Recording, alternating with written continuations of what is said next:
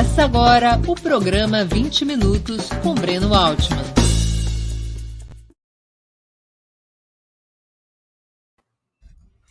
Bom dia! Hoje é 9 de setembro de 2021. Está começando mais uma edição do programa 20 Minutos. Nossa convidada é Rita Coitinho, socióloga e doutora em geografia, autora do livro Entre Duas Américas, Estados Unidos ou América Latina, publicado pela editora Insular.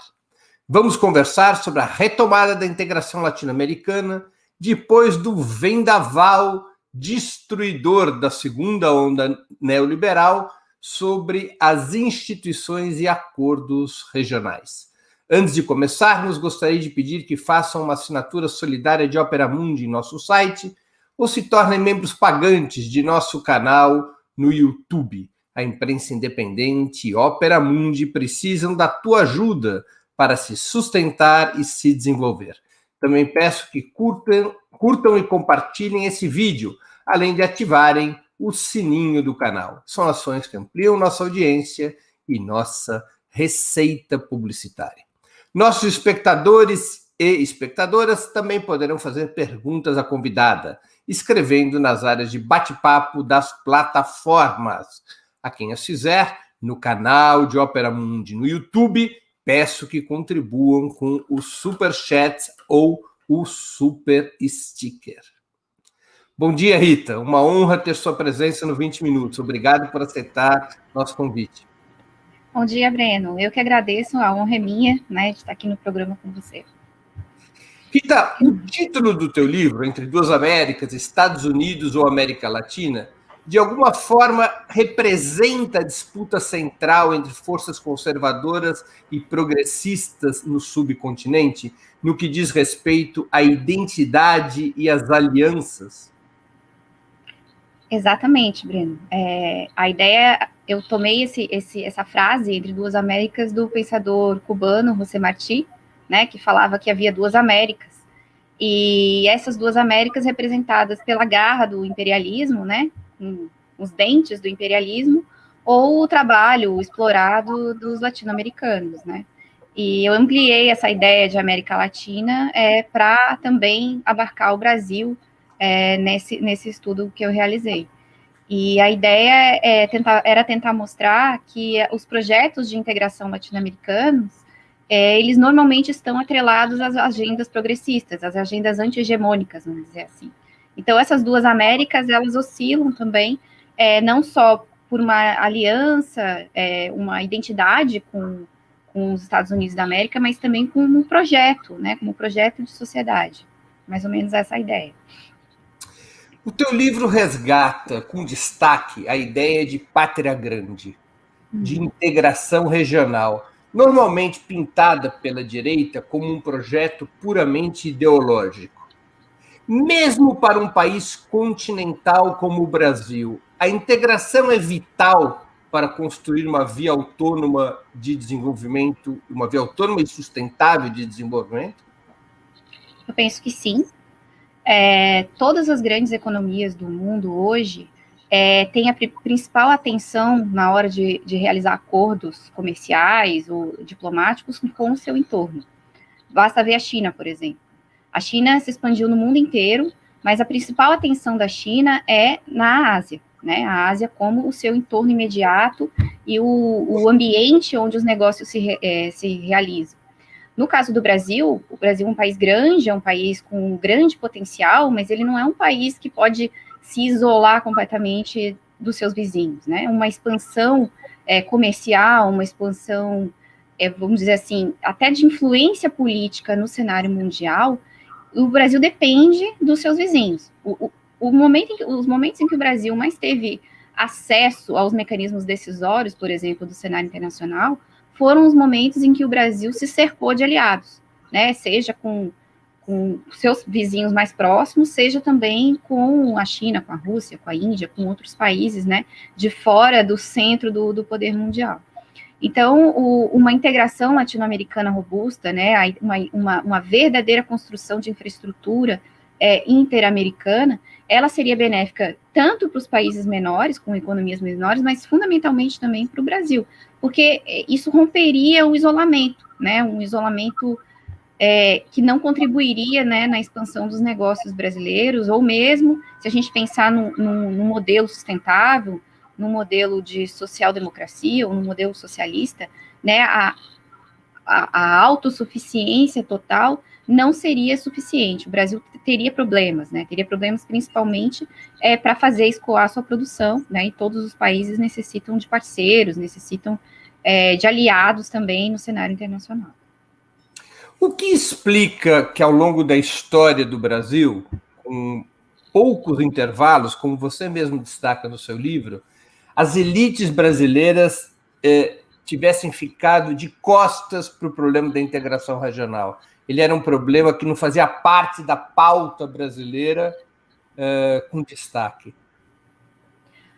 Porque as elites brasileiras, em geral, têm seus negócios atrelados à economia dos Estados Unidos da América, né? Desde a construção, desde Vargas, desde os anos 30, do início da industrialização brasileira, depois com os investimentos de JK nos anos 50, a industrialização por etapas, mesmo na ditadura militar, toda essa expansão dos negócios no território brasileiro, ela foi totalmente atrelada a capital externo, principalmente, não apenas, mas principalmente oriundo dos Estados Unidos da América. Nós tivemos a implementação das nossas principais indústrias de ponta, com orientação direta de empresas norte-americanas, né, técnicos norte-americanos. Então, a elite dirigente do Brasil, a burguesia interna brasileira, a burguesia monetarista, né, ligada às altas instituições financeiras, eles têm laços muito fortes, tanto culturais quanto econômicos, com o imperialismo americano. Então, nesse sentido, o afastamento do Brasil em relação aos países vizinhos, ele era central para a política dos Estados Unidos da América e passa a ser, né, uma necessidade também dessas elites, porque os seus negócios são também os negócios da elite americana. Rita, o economista e sociólogo Rui Mauro Marini, já falecido, chegou a trabalhar com intensidade, especialmente entre os anos 60 e 80, o conceito de subimperialismo brasileiro na América do Sul, um termo resgatado por alguns setores quando se debate integração, pela simetria entre as economias da região e por um suposto papel que o Brasil cumpriria, especialmente naquele período histórico da ditadura militar, de condutor dos interesses americanos na região. Você concorda com esse conceito, com essa caracterização histórica? Não, eu não concordo.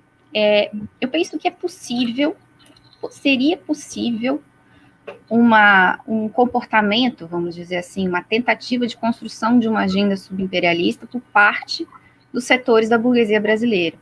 Foi pensado nesse sentido pela ditadura militar, a ideia de um anel, né, de força brasileiro no centro da América do Sul, né? Os geopolíticos da ditadura militar tinham esse pensamento.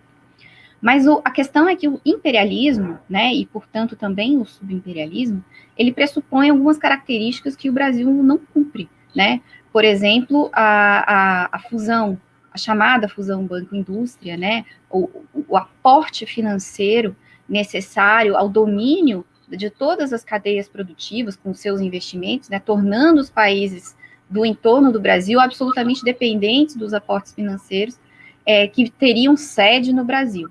Isso não é verdade, simplesmente porque a burguesia interna brasileira ela depende de aportes financeiros do centro do império e não oriundos do Brasil.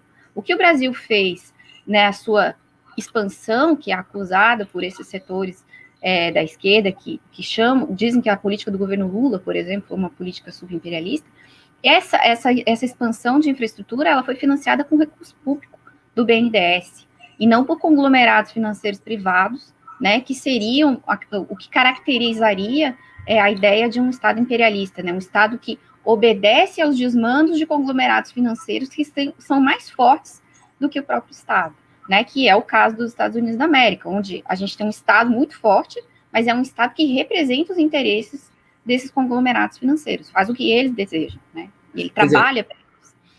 Não teria havido nesse exemplo que você deu, nesse caso que você deu durante os governos Lula e Dilma, não teria havido exportação de capital para os países da América Latina, no qual o Brasil expandiu sua influência, mas contratação de serviços das empresas brasileiras com capital público emprestado pelo BNDES. Sim, você até tem investimento privado, mas se você for olhar os dados, é pífio. Não tem como você caracterizar uma nação como uma nação subimperialista, como caracterizar essa nação por conta de coisas residuais. Ah, o negócio da carne brasileira engoliu o negócio da carne no Uruguai. Isso aconteceu, de fato. Mas isso caracteriza toda a cadeia econômica brasileira? Isso dá uma cara para o Estado brasileiro? Ou isso é um caso de uma indústria específica que, aliás, né, o conglomerado brasileiro em questão, que engoliu o negócio de carne no Uruguai, é um conglomerado que tem muito dinheiro de investidores norte-americanos. Né? Eu diria que, eu não tenho agora o dado fresco, mas da última vez que eu estive olhando, era mais de 50% do capital dessa BFF, né, Alimentos, que é capital norte-americano e não brasileiro. Deixa eu só esclarecer uma questão para os nossos espectadores que eventualmente não acompanham esse assunto.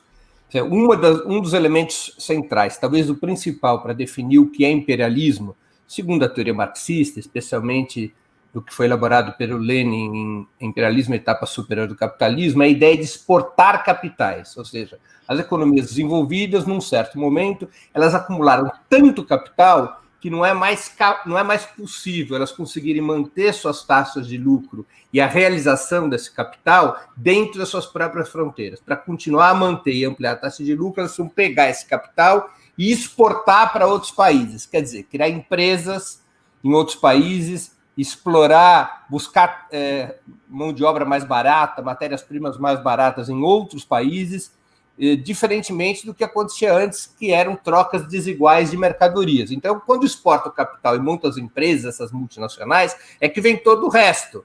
O Estado armado imperialista para defender os interesses das empresas, as conspirações e os golpes para garantir governos favoráveis aos Estados Unidos. Então, por isso que essa discussão de exportação de capital é importante. Então, essa é a razão dessa conversa, desse tema que a gente está conversando aqui. Só para esclarecer a quem não acompanha esse tipo de discussão. Foi razoável a síntese? Perfeita. Não faria melhor. Rita, os governos Lula e Dilma, já que você os citou, associados a outros governos progressistas da América Latina, representaram avanços importantes na integração regional? Sim. Foram governos que... Primeiro, esclarecer uma coisa, né? Os governos Lula e Dilma, eles realizaram uma política externa de cunho multilateral. Essa é a principal questão, né? Dentro dessa busca de um multilateralismo, de uma divisão do poder na arena mundial, a América Latina, especialmente por formulação do Itamaraty, né?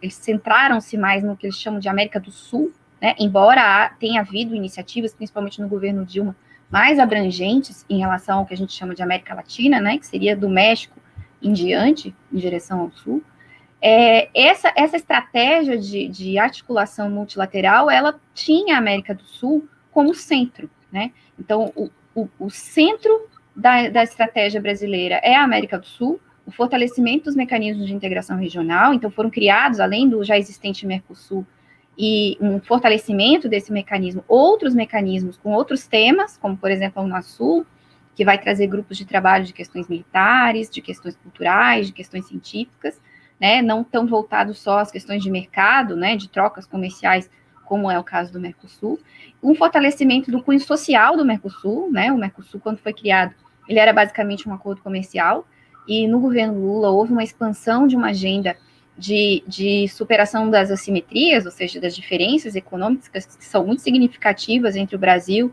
e seus parceiros do Mercosul. Então, foi criado o FOSEM, que foi um fundo importante para melhoria de questões relativas a direitos sociais e ganhos sociais no Paraguai, no Uruguai, né, e também na Argentina. O principal aporte desse fundo era do Brasil, nessa época, e com esses mecanismos, o Brasil se fortaleceu, mas não se fortaleceu sozinho.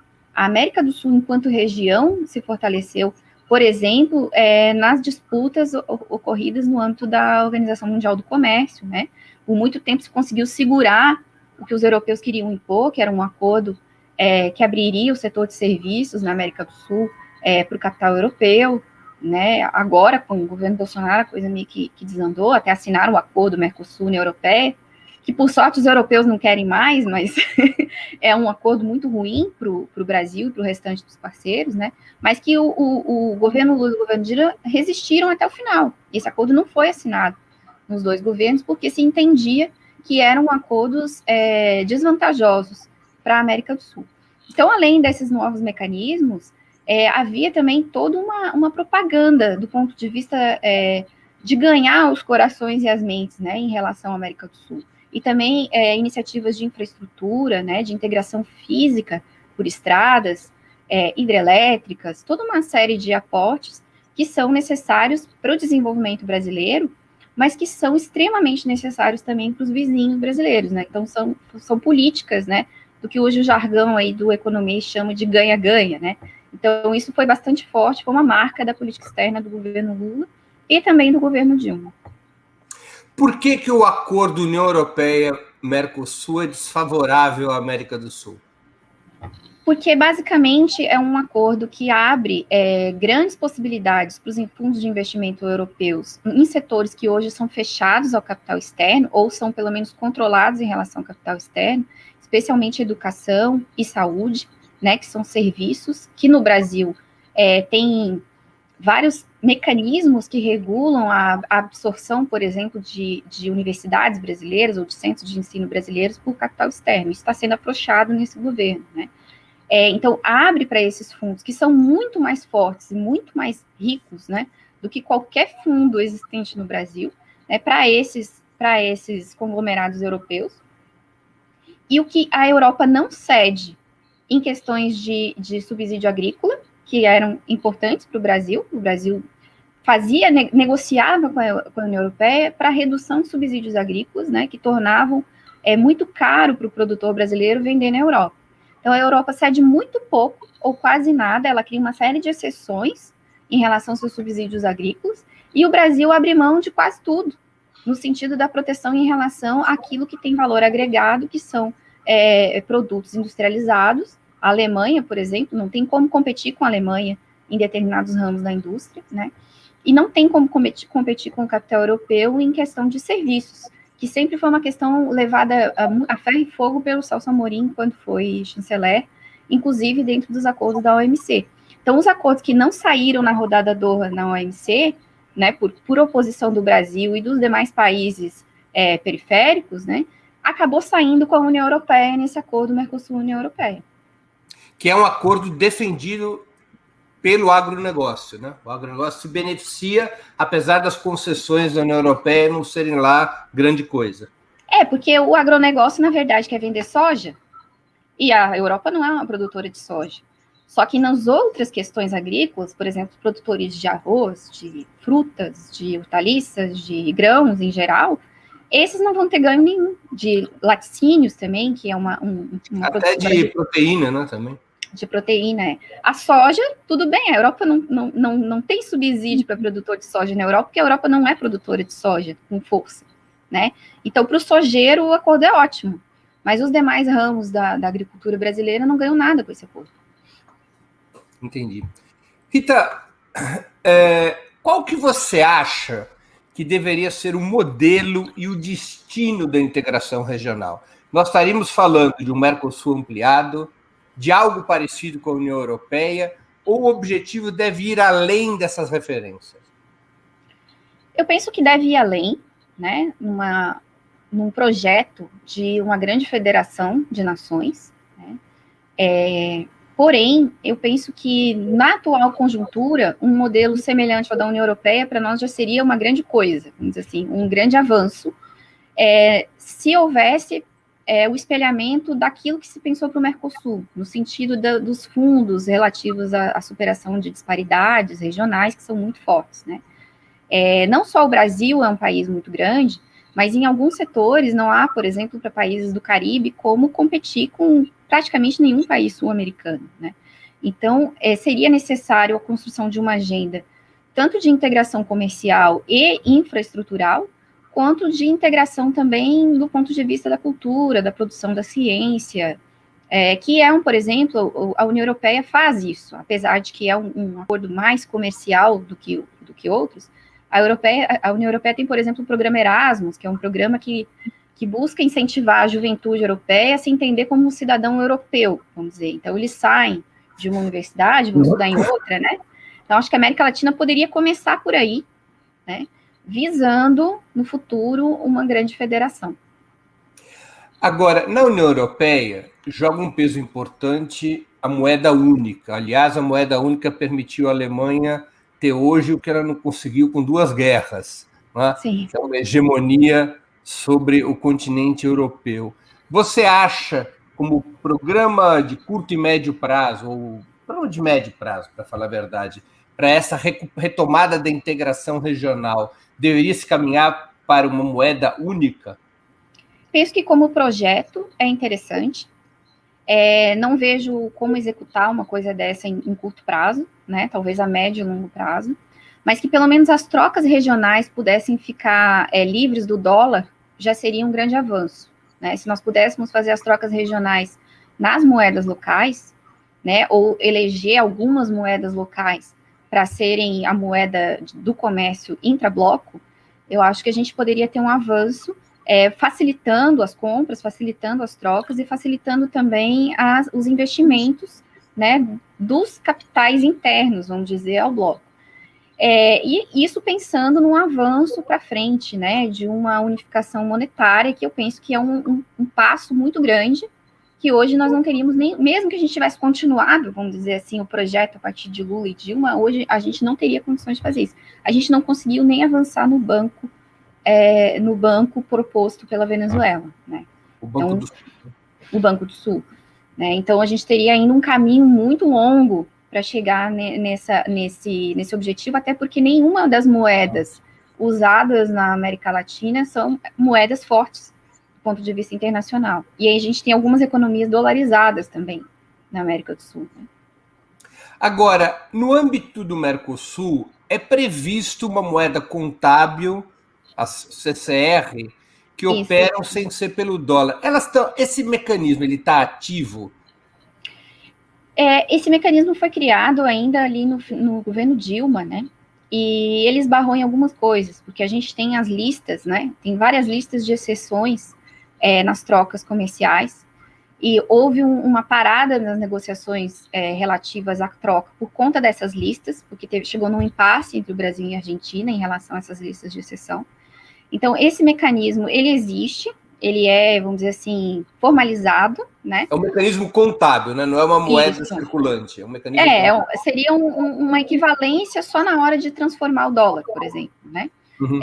Mas da onde eu tenho notícias, as notícias do interior do Mercosul, hoje elas estão mais difíceis de serem acessadas, tá? Era bem mais fácil para quem pesquisa isso, há um tempo atrás a gente conseguia ter acesso a quase tudo. Hoje em dia, a maior parte das informações está um pouco confusa, os sites não publicam, né?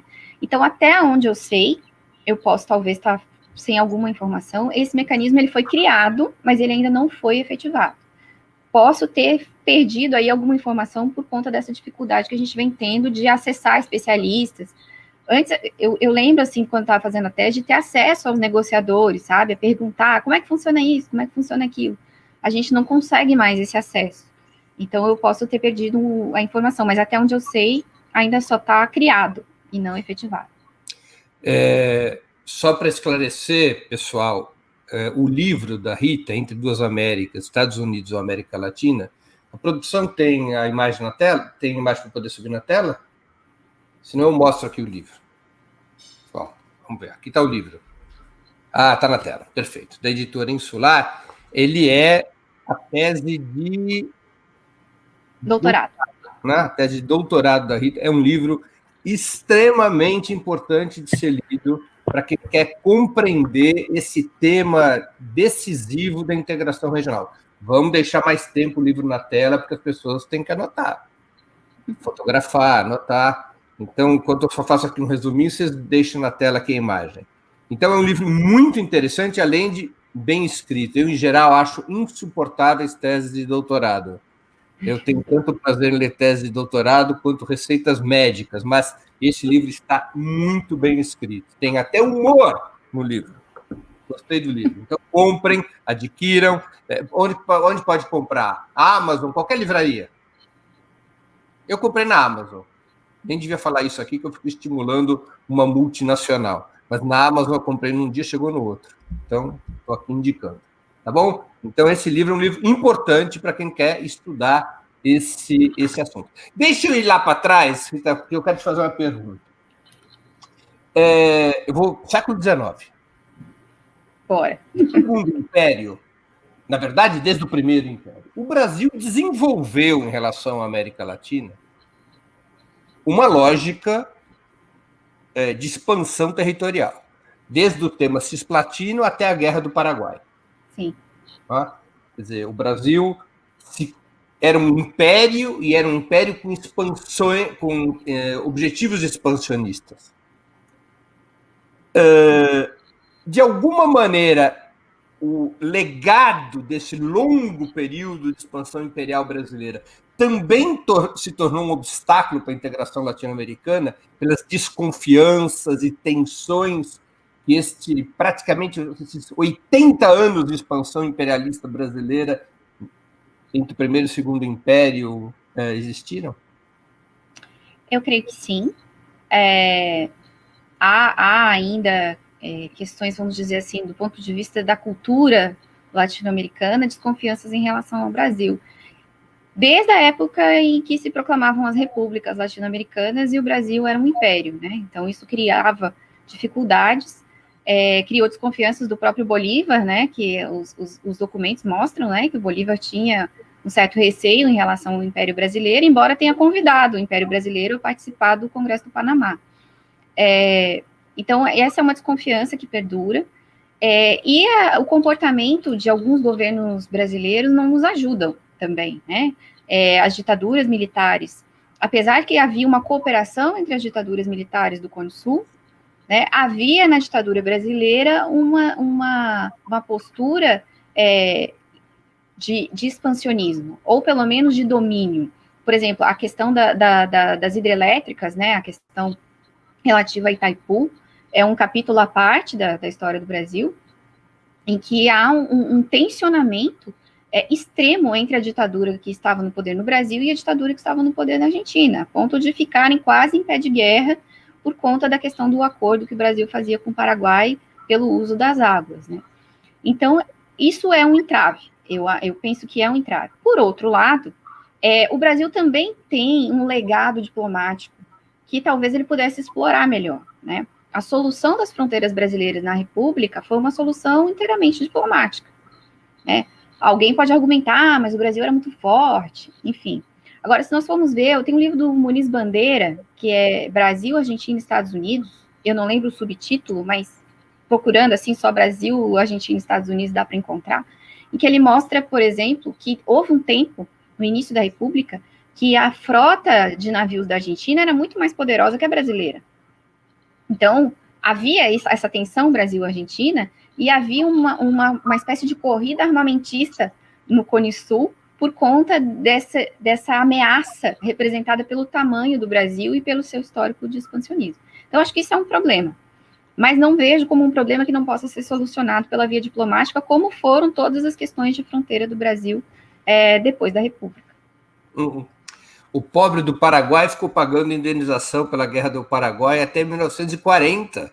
Sim, ao Brasil e à Argentina, né? A Argentina, até 1940. E é bom recordar que a Argentina mordeu um bom pedaço do território paraguaio, e somente o Brasil que é o expansionista, né? Então, há um expansionismo de lado a lado que precisa ser enfrentado, né, na política e na diplomacia, e para que ele seja enterrado. O acordo de Itaipu, que deu origem à hidrelétrica de Itaipu, ele é simétrico ou o Brasil impôs um custo ou retirou direitos do Paraguai de uma maneira gritante? Aliás, o Lula fez uma retificação do acordo de Itaipu, né? Foi uma das medidas que ele adota. Eu não entendo muito do tema, né, do Itaipu, li como curiosa. Alguns livros, na época que eu estava fazendo a tese, a gente acaba puxando um monte de bibliografia que não tem nada a ver com o trabalho, né, por pura curiosidade. Me parece que a pressão brasileira em cima do Paraguai para a assinatura daquele acordo foi algo que digno, talvez, de um estudo específico, né. Então, o Paraguai é um país muito fraco em relação ao Brasil, ali nos anos 70. Por outro lado, o Paraguai jogava com a oposição argentina, né? Houve também esse jogo diplomático do Paraguai, percebendo que a Argentina não desejava o acordo de Itaipu. Então, na época, o que o Brasil ofereceu ao Paraguai em termos de energia sobrava, né? O Paraguai não era capaz de usar aquela quantidade de energia que ia lhe chegar com a geração de Itaipu. E aí ele vendia o excedente para o Brasil. Então, o governo paraguaio da época aceitou esse acordo porque, vamos dizer assim, não perdeu tanto assim. Mas, do ponto de vista do tanto que essa usina é estratégica para o Brasil, se o Paraguai fosse um país um pouco mais forte em termos diplomáticos ou militares, certamente teria custado muito mais para o lado brasileiro do que acabou custando. Porque o Brasil, pelo acordo original de Itaipu, ele permitia ao Paraguai vender o excedente para o Brasil, mas proibia de vender para qualquer outro país, né? Exatamente. Vendia só para o Brasil. Lula altera essa proibição. O Paraguai passou a poder fazer o que queria com o excedente, porque o Brasil impunha, chegou a impor preços baixos para esse excedente, né? Sim, os preços eram muito baixos. Então, claro que foi um acordo assimétrico. E o Brasil, é o que eu digo, sob a ditadura militar, o Brasil tentou exercer um papel de hegemon sul-americano, né? Houve isso. E não isso subimperialismo, mas um papel hegemônico. Não é um subimperialismo, porque o Brasil não tem capacidade, não tem capital para isso, e não tem uma burguesia capaz disso. Mas os militares brasileiros tinham essa visão. É só pegar qualquer obra dos geopolíticos do regime militar, que vocês vão ver lá a transposição das ideias do Hatzel, que é o grande estrategista, né, da geopolítica alemã, essas ideias traduzidas... É o geógrafo que formula a ideia de Lebensraum, de espaço vital, que está na matriz da doutrina geopolítica do nazismo, né? Exatamente. Você vai ver o espaço vital brasileiro em todos os geopolíticos da época, que eram ideólogos da ditadura militar. Então, aí esse espaço vital, ele incluiria a Bolívia nessas ideias dele. Então, era necessário fazer um grande controle dessas regiões, isso inclui a Bolívia e o Paraguai, porque a partir dali o Brasil seria, desculpa o neologismo, indominável, né? Era uma ideia bastante... Enfim, é uma ideia que é antiquada e superada, até porque hoje os militos brasileiros estão mais preocupados em ser porta-vozes do imperialismo americano, né? Então, eu acho que até eles superaram. E bem preocupados em receber os salários que andam recebendo no governo Bolsonaro. Com certeza. Isso é bem mais legal que dominar a Bolívia. Em general, tirando 150, 200 mil por mês, tomando as brincadeiras todas que eles recebem. Virou uma coisa, uma farra do boi. E havia também interesse da ditadura militar em manter sob o controle o Uruguai, né? Até porque o Uruguai era entendido por esse pensamento geopolítico como um acordo que não foi favorável ao Império e que cabia à República desfazer esse acordo, né? Porque houve uma guerra, houve uma mediação da Inglaterra, né? Para quem não sabe, que propôs que se colocasse um algodão entre dois cristais, e os dois cristais seriam quem? A Argentina e o Brasil, que disputavam aquela área já desde a colônia. E aí foi criada a República Uruguai. É claro que havia um movimento popular uruguaio, né? Não foi uma coisa assim inventada, né? Havia um nacionalismo uruguaio na pessoa de Artigas, né? E dos seus correligionários. Então, mas para o Brasil, né? Para esse pensamento hegemonista que representado principalmente pela AESG ali nos anos 60, 70, aquilo ali era um erro, né? Um erro, uma fraqueza do Império que precisaria ser resolvido. Talvez não tomando formalmente, mas voltando a controlar no que durante a monarquia eles chamavam de a política dos patacões, né? O Brasil pagava e os uruguaios faziam o que a gente queria. Então, a ideia era meio isso, né? Voltar a ter um Estado cliente. Claro, e quando o Uruguai não fez, veio a Guerra do Paraguai, que começa pelo Uruguai. Porque o Solano Lopes faz um acordo com os blancos uruguaios, né? E aí o Brasil e a Argentina se sentem ameaçados, porque esse acordo pressupunha cortar os dois territórios, porque o Paraguai queria uma saída para o mar, né? Então, e aí começa aquela confusão que durou 8 anos e custou a coroa Dom Pedro II. Né? Rita, apesar de países governados pela direita também terem aderido às instituições integracionistas dos primeiros 15 anos do século XXI, como a Unasul e a CELAC, você acha que os Estados Unidos operaram e operam contra a integração regional? A contraofensiva conservadora deslanchada a partir de 2009 teve como um dos alvos a integração regional? Na minha visão, sim. Me parece que a integração regional criaria aquilo que nos documentos dos Estados Unidos, desde o século XIX, né, havia ali uma preocupação com o Império Brasileiro, no sentido de uma expansão tão grande desse império que pudesse colocar em causa o excepcionalismo estadunidense no continente, como a grande nação bioceânica do continente, né, a quem estaria destinado o controle dessas almas aqui pouco organizadas na cabeça deles. Né? Então, houve sempre um joguete da política externa americana em relação ao Brasil e à Argentina, que são os dois maiores países do continente, né? E sempre uma disputa por quem seria o aliado preferencial do Império. Então, quando o Brasil propõe que não há um aliado preferencial do Império, e a Argentina também propõe, porque há ali uma coalizão de interesses do Brasil e da Argentina no final dos anos 90, já quando é criado o Mercosul, no fim dos anos 80, mas isso progride de uma maneira bastante interessante no final dos anos 90 e início dos anos 2000, coincide com o governo Lula e Kirchner, né? Quando esses dois grandes países da América do Sul decidem que não há uma necessidade de lutar para ser o aliado preferencial, e sim para ter uma autonomia na política externa, e passam a agir alinhados nos mecanismos multilaterais, isso é um problema para os Estados Unidos, porque eles sempre jogaram com essas divergências internas do continente.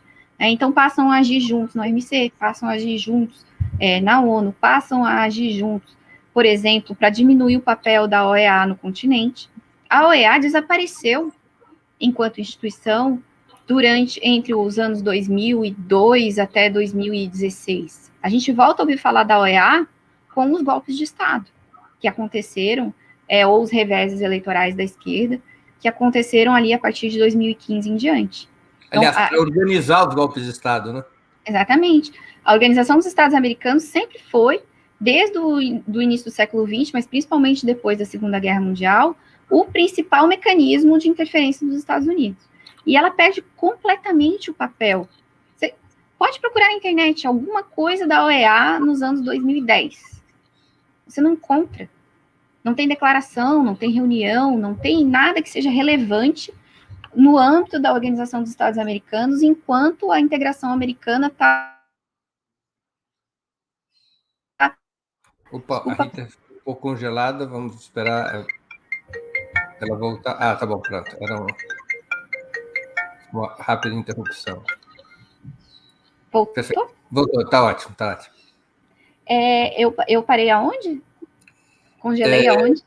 Que nos anos 10 a gente nem tinha notícias da OEA. Nem tinha notícias. E aí ela volta, ela reaparece no cenário na medida em que vão tendo esses reveses eleitorais da esquerda, que a Unasul vai perdendo força, né? O Conselho Militar da Unasul é sabotado, depois os países saem da Unasul, né? Criam esses grupos não oficiais, e aí a OEA volta a ser a observadora das eleições cujos interesses americanos se sentem ameaçados, né? Então ela volta a jogar o papel que jogava antes. Então isso é claro, se a gente observar isso, não tem como dizer que não havia interesse dos Estados Unidos nesses reveses e nesses golpes. O quanto eles operaram para isso ocorrer, eu acho que ainda a gente precisa pesquisar, a gente ainda precisa de material, a gente ainda precisa, vamos dizer assim, das evidências, né? Mas essa observação externa né, dos documentos oficiais e dessa presença da OEA, ela já nos fornece, eu acho, mecanismos suficientes para a gente afirmar que havia, sim, um interesse dos Estados Unidos no fim desse protagonismo das organizações sul-americanas. Aliás, Fidel Castro uma vez chamou a OEA de Ministério das Colônias dos Estados Unidos, né? Exatamente. Funcionava como um braço da Casa Branca para o seu domínio sobre a América Latina.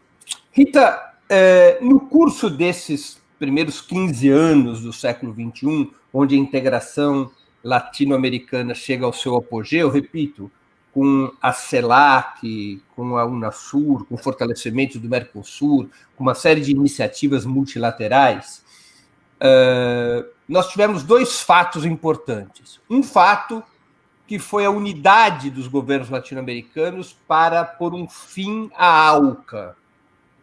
Foi um fato importante nos primeiros anos do século XXI, que eu queria que você comentasse. Um segundo fato é o surgimento da ALBA, da Aliança Bolivariana dos Povos da América, simplesmente ALBA, como é conhecido, é o Tratado do Comércio dos Povos Latino-Americanos, tem um nome comprido, mas conhecido como ALBA, que é a aliança integrada por Cuba, Venezuela, Nicarágua, antes também pela Bolívia, antes também pelo Equador, que compunham um sistema próprio de integração.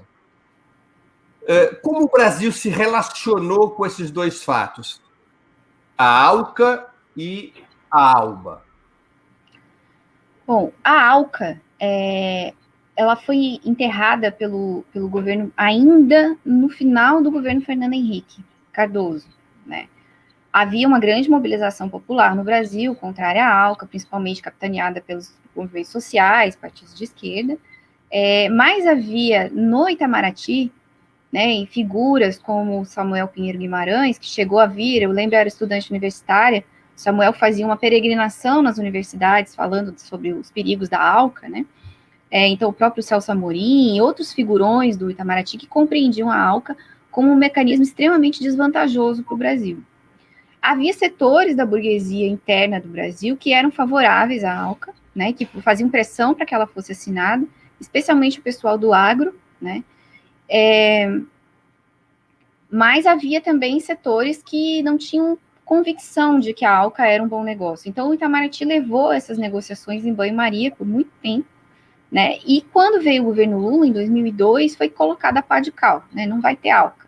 Por quê? Porque se entendia, lembra a crítica que eu fiz ao acordo Mercosul-União Europeia, ela pode ser reproduzida para o acordo da ALCA. Era um acordo extremamente... numa escala maior ainda, até porque naquela época as exportações brasileiras dependiam muito mais dos Estados Unidos como destino principal do que hoje. Hoje os Estados Unidos ainda é um parceiro comercial importante do Brasil.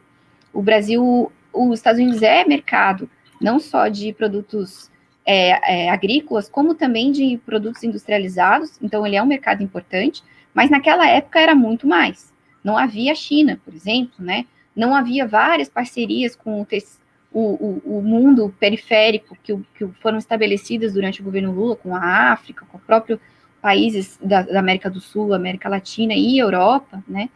Então, o peso dos Estados Unidos na economia do continente era ainda maior do que é hoje. Então, o acordo era arrasador. Então, a ALBA, depois, né, que a ALCA é enterrada, e há grandes mobilizações populares contra a ALCA no México, naquela reunião que teve no México, teve um grande confronto com muitos movimentos sociais presentes contra a existência daquela reunião, né? Depois, o Chaves propõe a ALBA, né, como aliança, pensada num molde totalmente diferente, né? Basicamente, uma aliança solidária, né, em que a Venezuela ela passa a fazer grandes aportes de investimento em países muito pequenos da região do Caribe, né? O Brasil não chegou a fazer isso. Isso foi uma iniciativa da Venezuela. O Brasil manteve relações, vamos dizer assim, com os chamados países da ALBA, especialmente no âmbito da CELAC, que foi assinada já no governo Dilma. Mas o Brasil não chegou a entrar, né, como partícipe da ALBA, até porque dentro das instituições brasileiras, como principalmente o Itamaraty, mas também Banco Central e outros locais do Estado brasileiro onde os técnicos têm algum peso decisório, havia uma certa resistência à entrada do Brasil nesse mecanismo. Até por isso, por essa cara dele, e que é muito mais um mecanismo de expansão, de trocas ligadas, até pelo perfil da Venezuela, ligado a combustíveis, né? A Venezuela fez todo um investimento numa rede de transporte para combustível para esses países, e trocas de serviços, né? Médicos, Cuba fornece médicos, Cuba também fornece educadores, e esses países caribenhos têm muito pouco, vamos dizer, a oferecer. E para o Brasil, com a enorme presença do empresariado nos mecanismos de negociação dos acordos regionais, a ALBA não entrou na pauta, porque não passaria, né, nesses conselhos. Não sei se vocês sabem, mas tanto o Mercosul quanto esses outros mecanismos todos, eles têm conselhos que têm a presença do empresariado brasileiro com peso, com voto, eles podem opinar, vamos dizer assim. Isso foi um mecanismo criado ainda no governo Lula. E não teria condição desse tipo de acordo passar, pela cara que esse acordo tem. Ele é um acordo muito mais ideológico, vamos dizer assim, do que é o Mercosul. O Mercosul é um acordo comercial, né? E aí o governo Lula conseguiu dar uma cara mais social a partir da criação do FOSEM e outros acordos relacionados a intercâmbio educativo e tal. Mas o Mercosul entrou fácil na agenda brasileira porque ele era puramente um acordo comercial, em que a burguesia interna brasileira, parte dela teria bastante ganhos comerciais, né? Então ela passa mais fácil. E a Unasul, ela também passa fácil porque ela substitui a IRSA, que é aquele mecanismo criado lá no governo do FHC de investimentos em integração física, né? Seja por estradas, por pontes ou por hidrovias. Então, a IRSA é transformada em Unasul e ela ganha um componente militar, ela ganha um componente de acordos militares. Então, os militares participaram disso, né? Então, houve ali uma grande acomodação de forças para a criação da Unasul. Com a ALBA, isso não seria possível, teria muita oposição desses setores. No teu livro, você identifica que a burguesia brasileira, ou burguesia interna, em sua dinâmica de construir o capitalismo pelo alto, ao contrário de impulsionar a soberania nacional, na verdade teria intensificado a integração do país ao sistema imperialista comandado antes pela Inglaterra e depois pelos Estados Unidos. Nessa lógica, o núcleo duro do empresariado não tenderia a se opor à integração regional se essa passasse a representar qualquer desafio à hegemonia dos Estados Unidos? Sim. Tanto é que a gente tem setores importantes da burguesia interna que são contrários ao Mercosul. A gente tinha declarações, quer ver? Um diplomata importante, aquele Joaquim Barbosa, que é tucano e que meio que se apresentou como o futuro chanceler quando o Aécio era candidato a deputado. Tem várias declarações do Joaquim Barbosa contrário a essa que ele chama de mania de grandeza da diplomacia brasileira. E isso inclui... Barbosa, né? O que eu falei? Joaquim Barbosa. Joaquim Barbosa é o canalha, mas era o canalha do STF. Tem mais de um Barbosa canalha. É normal se confundir. É o Rubens Barbosa, tá certo. Embaixador do FHC nos Estados Unidos. Isso. Então, tem texto dele sobre isso e outros, né? Então, há uma desconfiança desses setores. Quem ganha, basicamente, com o Mercosul é o setor automotivo, né? Tem o setor têxtil também, o setor de grãos, alguns manufaturados de alimentos, óleo de soja. A gente compra muito arroz da Argentina. Então, tem setores que ganham bastante com o Mercosul e tem setores que não ganham. Esses setores são contrários ao Mercosul, sempre foram, né? Mas havia ali uma aposta muito alta do Itamaraty no Mercosul e acabava conseguindo bancar. Então, por exemplo, uma expansão dos mecanismos da Unasul, por exemplo, já enfrentou mais resistência. Tanto que a Unasul nasceu super cheia de grupos de trabalho, e os únicos grupos de trabalho que realmente funcionavam da Unasul era infraestrutura e militar. Os outros grupos era aquela coisa, reunia de vez em quando, não chegou a ter assim um grande funcionamento desses mecanismos da Unasul, porque há oposição desses grupos. O núcleo duro do empresariado brasileiro preferia tratados unilaterais de livre comércio, né? Exatamente. Só que o problema dos tratados unilaterais é que eles sempre vão ser direcionados a um determinado setor da indústria. Então, se um setor ganha, o outro perde, em geral, nesse tipo de acordo que eles fazem. Então, vai muito de quem está mandando, quem é que está no governo, quem é que tem o chanceler de estimação, enfim. Então, essa luta miúda que acontece na política externa brasileira, ela é uma das razões pelas quais a gente não consegue avançar. Rita, deixa agora ir para o outro lado da mesa. A integração regional plena, com o livre movimento de mercadorias e pessoas, que é o modelo da União Europeia, não poderia representar uma ameaça, um retrocesso salarial para parte da classe trabalhadora brasileira, que teria que competir com imigrantes sem emprego que aqui chegassem? Provavelmente sim. É por isso que, como eu coloquei no início, o início desse processo de integração, ele tem que focar primeiro nos mecanismos de solução de disparidades, né? Então, ele não pode ser uma coisa... Primeiro porque isso é impossível. Vai esbarrar em uma série de interesses locais e vai ter tanta oposição que vai ser inoperável. Então, é necessário criando mecanismos. Então, a Unasul era um mecanismo interessante, porque ela tinha os vários grupos de trabalho, pelo menos na sua concepção, vinculados a isso. A gente agora vamos trabalhar, por exemplo, questões de cultura. Você já viu um filme colombiano, um filme venezuelano? Poucos de nós tiveram acesso, e tem uma produção cinematográfica gigantesca na Colômbia, a qual a gente não tem acesso. Então, o mecanismo de cultura previa esse tipo de iniciativa de aproximação, vamos dizer, cultural, né, para que as nações vizinhas se conheçam e se valorizem, né. Um fórum ligado a questões trabalhistas. Seria necessário ter uma homogeneização das questões de trabalho, pelo menos as mais básicas, salário mínimo, né?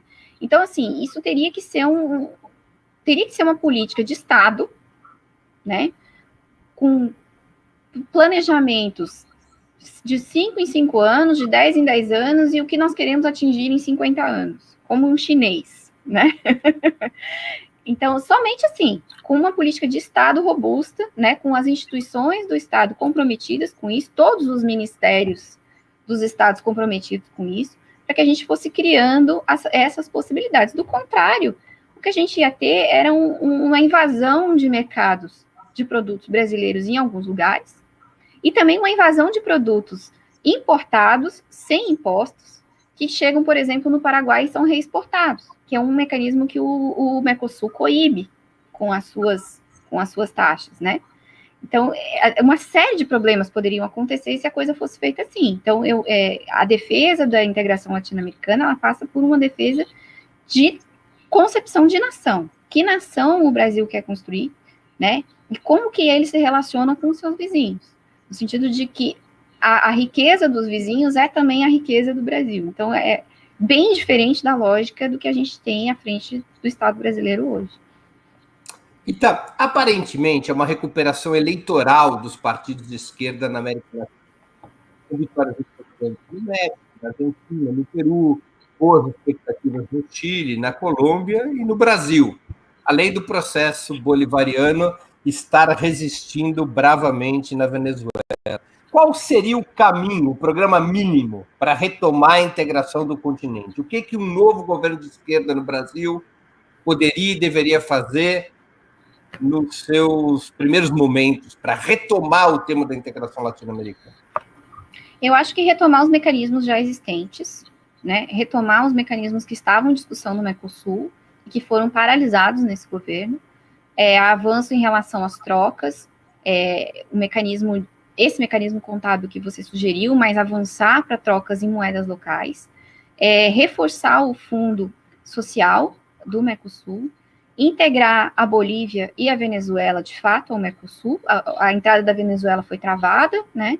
E a Bolívia está com o Estado interessado em ingressar e o processo não avança. A efetivação do parlamento do Mercosul, que também não aconteceu, que estava prevista, né? Para a gente ter um parlamento do Mercosul com eleições diretas nos países, a gente só tem aquele parlamento que a gente indica representantes do nosso próprio parlamento e que não tem envolvimento do povo nisso. Então, a gente avançar nesse mecanismo e retomar as iniciativas vinculadas à Unasul, para que a gente pudesse ter uma expansão vamos dizer assim, uma convergência desses dois mecanismos num único, talvez no futuro, né, para a América do Sul e, quiçá, né, se fosse possível, também o Caribe. Né, um avanço na convergência desses blocos, pensando em políticas agregadoras. Quais são as bandeiras centrais dos países sul-americanos e caribenhos e da Centro-América? São as questões dos subsídios, né? Como que nós vamos atuar juntos na arena internacional? A questão dos investimentos externos. Todo mundo agora tem investimento chinês. Como que esse investimento chinês pode ser usado a nosso favor, né? Nós somos favoráveis a fazer negócio com a China, com os Estados Unidos, com a União Europeia, com todo mundo. Mas a canalização desses investimentos em obras, em questões que sejam favoráveis, né, aos governos dessa região. E isso só é possível com governos autônomos, né, com chancelarias autônomas e com um envolvimento popular, né, que normalmente começa com os partidos de esquerda mesmo, e com os movimentos sociais, que têm essa visão alternativa em relação à América do Sul, né, e a gente poderia, então, começar a avançar em alguns mecanismos. Principalmente isso, o controle de investimentos comuns, né, e o fortalecimento dos mecanismos já existentes e que foram enterrados pelos governos de direita que ascenderam. A América Latina integrada teria força suficiente em escala planetária para romper a divisão internacional do trabalho que lhe impôs um processo duplo de desindustrialização, por um lado, e de intensificação da economia agroextrativista, de outro? Eu penso que a América Latina tem tamanho, tem população e recursos suficientes para uma iniciativa voltada para dentro. Não no sentido de um isolacionismo completo, mas de uma busca por desenvolvimento unificado, né, desenvolvimento sustentável. Impor ao mundo algo, não vejo que nós temos força, né, do ponto de vista, até porque é um continente bastante pobre, um continente com grandes dificuldades, mas penso que poderíamos ser um ator central nas agendas multilaterais, combinados com a China, com a Rússia, com a Índia, com a África do Sul, com a União Africana, que é uma importante iniciativa do continente africano, né, que tende a ter algum tipo de força no cenário internacional também, se a União Africana começar a realmente funcionar em consonância. Hoje em dia eles têm vários problemas internos, né? Então, eu acho que seria possível nesse sentido, de um fortalecimento dos debates que são centrais aos povos nos mecanismos multilaterais. Agora, impor ao mundo, eu acho pouco provável. Você é favorável à extinção da Organização dos Estados Americanos e sua substituição por um organismo como a CELAC, que excluísse Estados Unidos e Canadá? Sem dúvida nenhuma. A OEA, ela nasceu como um posto avançado do Departamento de Estado americano. E ela funciona como um posto avançado do Departamento de Estado americano. A gente tem a sede da OEA nos Estados Unidos. Quase todos os presidentes da OEA, de alguma maneira, indicados ou impostos pelos Estados Unidos. E ela não tem nenhum tipo de... Tirando o Conselho de Direitos Humanos vinculado à OEA, que é uma organização interessante, que poderia ser reformulada e reaproveitada, não há nada ali que faça falta para os povos latino-americanos. Tanto é que, quando houve conflitos verdadeiros, as mediações ocorreram no âmbito da Unasul. As melhores mediações que a gente teve nos últimos anos, né, em relação a pacificar, por exemplo, Venezuela e Colômbia, conflitos ali de fronteira do Peru com o Chile, com Bolívia, enfim, todas essas questões internas do continente sul-americano foram melhor solucionadas no âmbito da Unasul do que em qualquer outro tipo de mecanismo imposto pelos americanos. Eu acho que os americanos deviam participar somente quando fossem convidados, né, e não impondo a sua presença. A América Latina deveria ter seu próprio sistema de defesa apartado dos Estados Unidos? Deveria ter. Eu não acho isso praticável nos dias de hoje, porque a maior parte das nossas forças armadas, todas elas, são vinculadas aos Estados Unidos da América. É necessário que os países, autonomamente, ao reconstruir seus projetos populares, retomem e reformulem as suas relações com suas próprias forças armadas. Da maneira como nós estamos hoje, nós teríamos um posto avançado dos Estados Unidos da América ao construir uma unidade das Forças Armadas sul-americanas. Veja o aporte financeiro dos Estados Unidos no exército colombiano, por exemplo, né? E as relações incestuosas do exército brasileiro com os Estados Unidos, né? Hoje o sonho de um oficial brasileiro é fazer curso em West Point, né? É ter uma adição, ser adido militar em Washington, né? Então, essas relações carnais, né? Para usar o termo do Menem, elas sabotariam toda a iniciativa nesse sentido. Então, os nossos países, todas as nações latino-americanas, precisam repensar o papel das suas forças armadas, antes da gente ter um avanço nesse sentido. Rita, a gente está chegando ao fim da entrevista.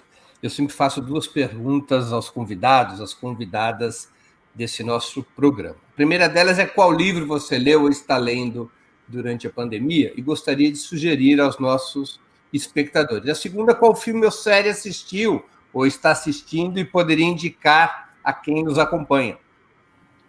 Certo.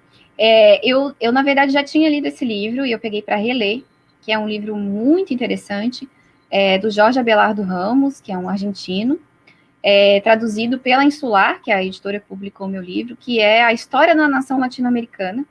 É um baita livro de história. Claro que a gente pode discutir alguns pontos, tem várias coisas que ele fala que eu, na época que li a primeira vez, disse, nossa, que viagem, né? Tem umas coisas assim que são bem sonhos dele, né? Mas tem muita informação interessante. História da Nação Latino-Americana, o autor, como se chama? Jorge Abelardo Ramos. Abelardo ou Adelardo? Abelardo Ramos. É um baita livro, baita mesmo, né? Ele tem mais de 500 páginas, mas é uma viagem na história do nosso continente. Por exemplo, a questão da autonomia dos países mesoamericanos, né? Eu não conhecia essa história. Ele traz em detalhes como se deu o processo de independência desses países, como que os Estados Unidos interferiram, né? Inicialmente independentes, formando um único território e foram picados em vários territórios. A história da separação do Panamá da Colômbia, a história da unificação argentina, suas relações com o Brasil. É um livro, é uma viagem na história muito, muito bacana. E o filme, é um filme já bem antigo, mas eu não tinha visto. É um documentário, na verdade, em 4 partes, que se chama A Batalha do Chile. Ele foi produzido pelo Patrício Guzmán, um cineasta chileno, que saiu do Chile no golpe do Allende, que depôs o Allende, e ele voltou secretamente ao Chile, né, e com isso fez algumas filmagens que foram essenciais para esse documentário. Especialmente as 2 primeiras partes do documentário é muito interessante, e vale a pena, preenche aí pelo menos um fim de semana inteiro aí para maratonar o documentário todo. Tá bem, Rita. Eu queria agradecer muito pelo teu tempo e por essa conversa que foi extremamente informativa. Obrigado mesmo pela oportunidade que você deu aos espectadores e a mim mesmo. Eu que agradeço pelo espaço, muito bacana estar aqui, e parabéns pelo programa, pelo Opera Mundi, pela equipe. O trabalho de vocês é essencial para o Brasil. Um abraço. Obrigado, Rita. Abraço.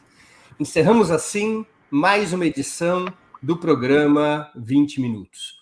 Voltaremos a nos ver amanhã, sexta-feira, 10 de setembro, às 11 horas da manhã, com outra edição do programa 20 Minutos.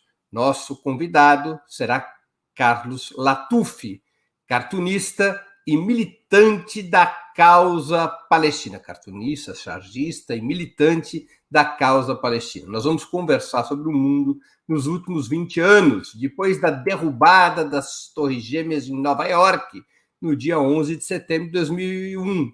No próximo sábado, 11 de setembro, completam-se 20 anos do atentado da Al-Qaeda contra as 2 torres do World Trade Center em Nova York e contra o Pentágono em Washington.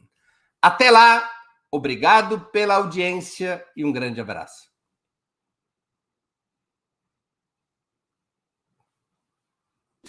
Para assistir novamente esse programa e a outras edições dos programas 20 Minutos, se inscreva no canal do Opera Mundi no YouTube. Curta e compartilhe nossos vídeos, deixe seus comentários. O jornalismo de Opera Mundi é mantido com o seu apoio. Faça uma assinatura solidária em www.operamundi.com.br.